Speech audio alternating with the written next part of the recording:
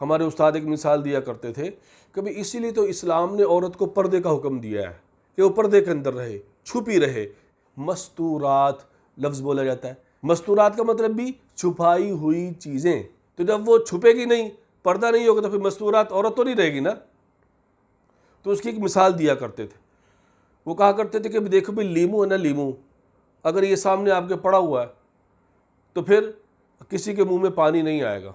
अगर आप लीमू को छुरी से काटो, जब काटते हैं तो फ़ौरन हर एक के मुंह में पानी आ जाता है। तो इसी तरह अल्लाह पाक ने इसको, औरत को छुपने का हुक्म दिया है, अपने आप को छुपाने का हुक्म दिया है, पर्दे का हुक्म दिया है। तो जब ये अपने आप को जाहिर करेगी तो फिर जो खबीसुन नफ्स लोग हैं, अन्निसाउ हबाइलुश शैतान, औरतें शैतान की रस्सियाँ हैं, जाल हैं।